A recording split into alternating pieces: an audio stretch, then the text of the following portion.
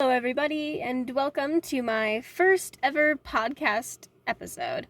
Today, I'm going to be talking about avian intelligence. The first part of this, I'm going to go over the differences between the human brain and the bird brain. And then I'm going to tell you about some of my favorite birds.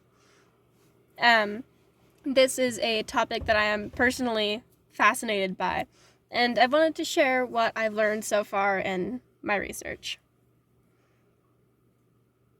So, the human brain. Oh, sorry.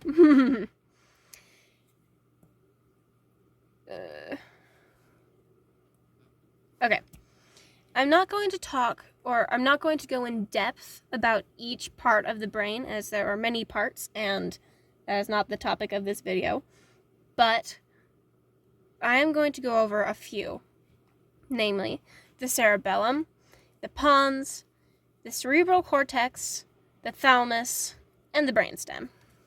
Starting out, we have the cerebral cortex, which is probably the most important and relevant to this specific video podcast thing. It is covering our entire brain. The cerebral cortex is what makes our brain all wrinkly on the surface. It holds the majority of our brain's neurons, which creates neural connections. It's all folded up like this so that we can have further neural connections in lesser space. Next, the cerebral cortex is also responsible for higher level processes such as thought, memory, reasoning, language, speech, emotion, intelligence, decision-making, and personality. Next, we have the cerebellum, which is this little part right here. The cerebellum is what's responsible for coordination, movement, and balance. Its name also translates directly to little brain, since it's right here on the bottom, and it does a lot of functions. The thalamus is this part right in here. It is at the very center of our brains. It receives sensory information from our nerves and sends it to the respective parts of the brain, so that it can process it correctly. Next, we have the pons, which is right here at the top of the spinal cord. It's this weird oval-shaped bump. It helps in our facial expressions, our control over our facial expressions. It also connects the hind, mid, and front brain, or at least helps in that. The brainstem is this part right here. It connects our brain to our spine, and it is responsible for a lot of our body's vital functions, such as heart rate, blood pressure, breathing, and swallowing. So, if that's damaged, you're gonna have some problems. I think that's all, yeah. Sorry. Next, we have the bird's brain. The bird's brain has a lot of the same things, and they all serve the same function. But bird brains do lack the cerebral cortex. Instead, they have something called a pallium, which is made up of 3 different parts, primarily. The hyperpallium, the mesopallium, and the nidopallium. The pallium basically serves the same function as the cerebral cortex. It's just structured differently. The way a bird brain is structured allows for more neural connections within the brain itself, even though it's smaller. This is very interesting, as if you take a mammalian brain of roughly the same size as a bird's brain, you'll find that the bird's brain has more neural connections in smaller space, which just makes me wonder what would happen if a human's brain was structured like a bird's brain, because the more neural connections you have, the more you're able to piece things together. And I think that can lead more to a higher intelligence. All right, now I'm going to talk about one of my favorite bird groups. Ta-da! These are just a few of the birds within the corvid family. Corvids include crows, ravens, jackdaws, magpies. Here, let me find my notes. Oh, I lost my place. Okay. Ravens, crows, jays, magpies, rooks, jackdaws, treepies, nutcrackers, and choughs. Well, CHOGHS. I don't know how to pronounce that. These pictured here are some of my favorite corvids.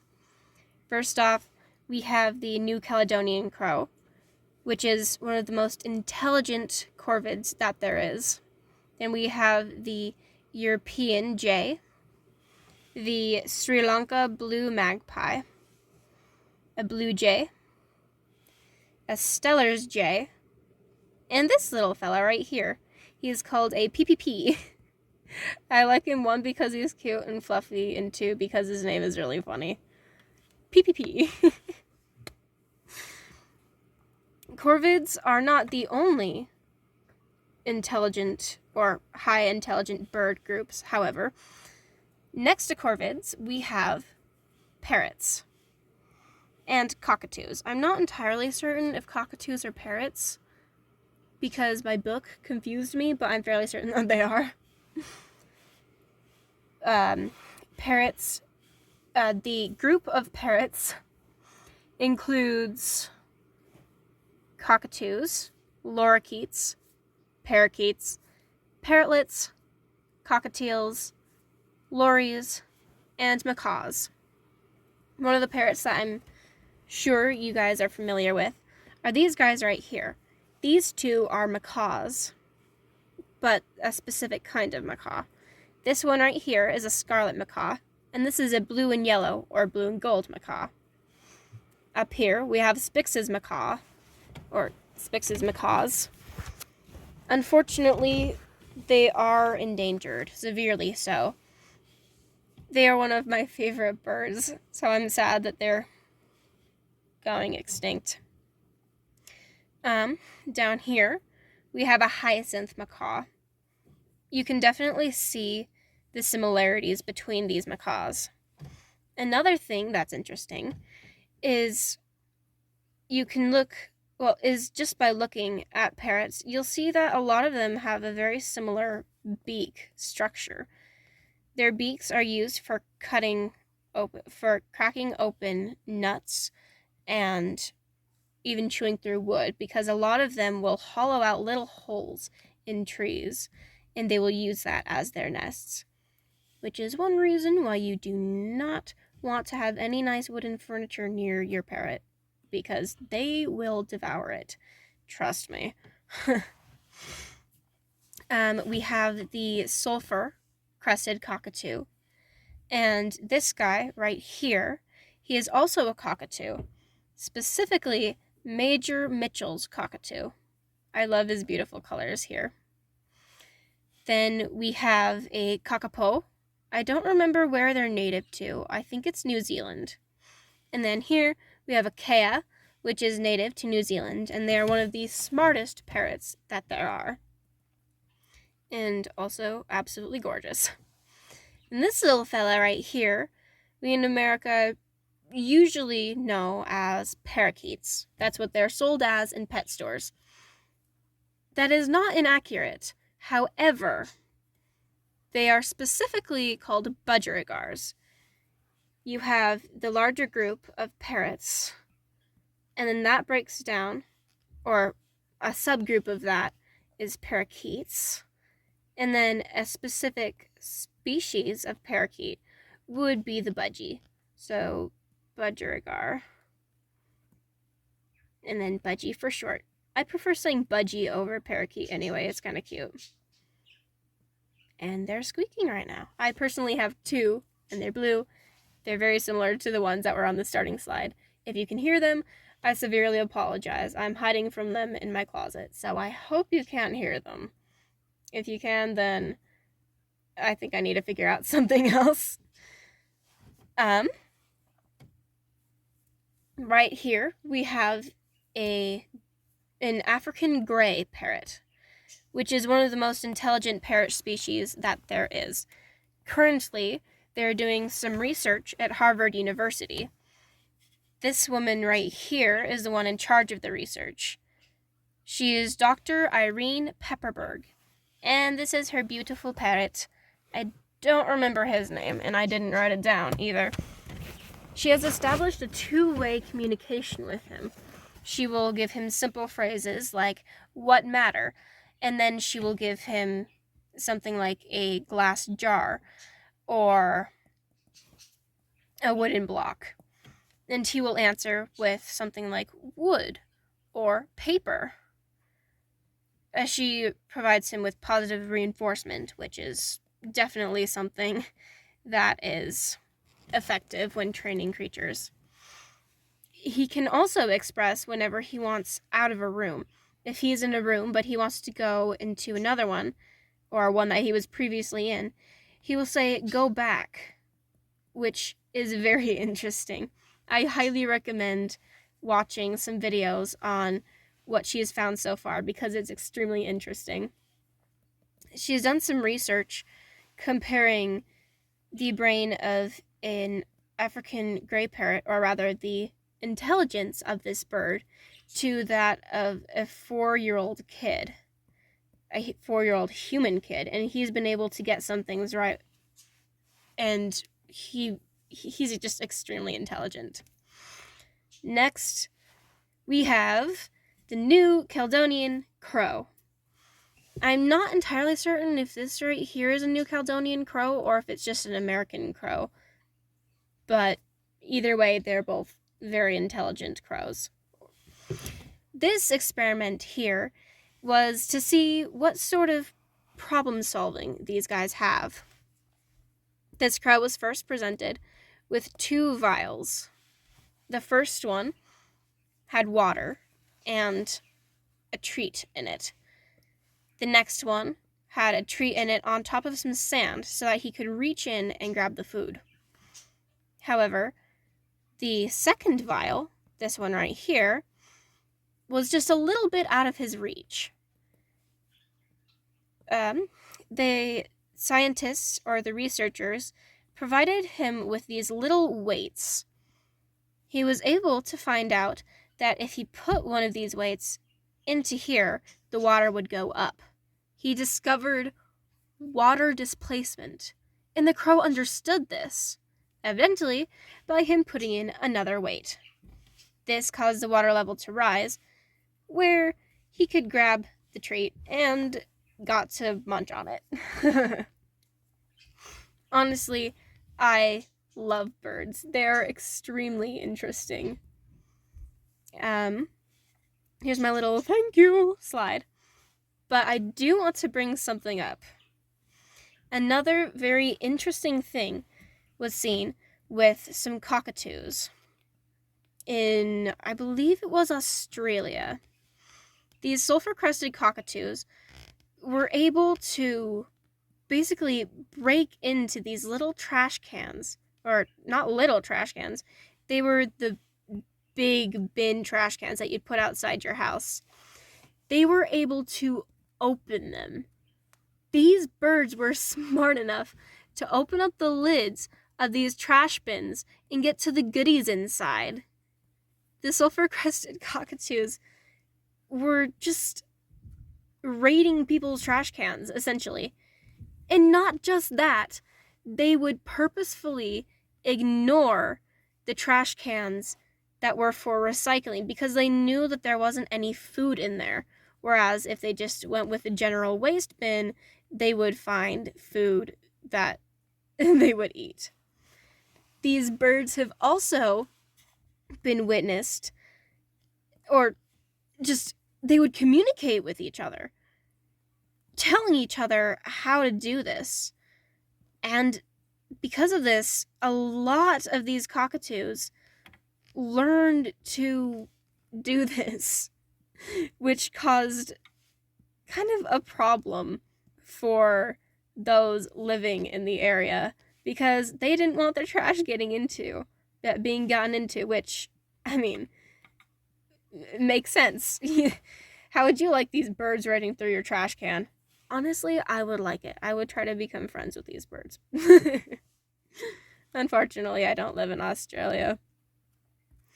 And you'd think that these birds would have figured out how to do this with the help of humans, and yet they just figured it out on their own. Of course, they would study the humans, probably, so that they knew how to open these things to get to the rewards inside. But they were the ones, overall, who taught themselves to do this. They didn't have any people training them to do such a thing. It's extremely interesting. There's also a story of this little girl who became friends with this flock of crows. She would give them food, and they remembered this. She would provide them with, well, goodies, essentially. And when she was just watching them, then they would bring her little gifts. Or she wasn't always watching them, but they would bring her little trinkets, like dropped coins, or little necklaces, or just little shinies on the ground. And then she would take them, she would leave them more goodies, and it was basically just an exchange. It's very interesting. And this entire flock seemed to befriend this little girl, so she just had this flock of crows as her guardian birds. I do love birds. Some of them are dumber than others, yes, but I think not enough people give them credit for being as smart as they are. They are extremely fascinating little critters, and extremely intelligent. Even chickens are more intelligent than I thought. I have some chickens now, and oh my goodness. They will find their way out or to wherever they want to be.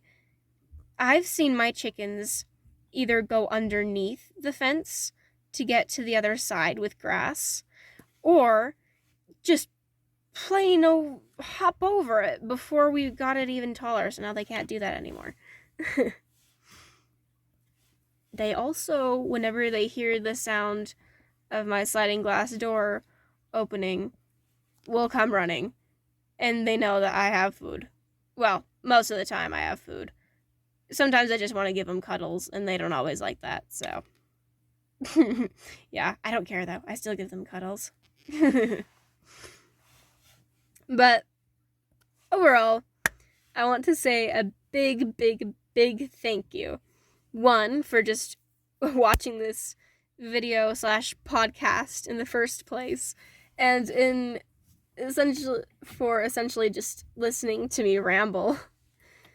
I hope you've enjoyed this, and I encourage you to do your own research if this caught your interest, because there is so much more that I didn't go over, especially about the brain and behaviors of birds. But for now, gracias, and au revoir. Spanish and then French. Anyway, bye.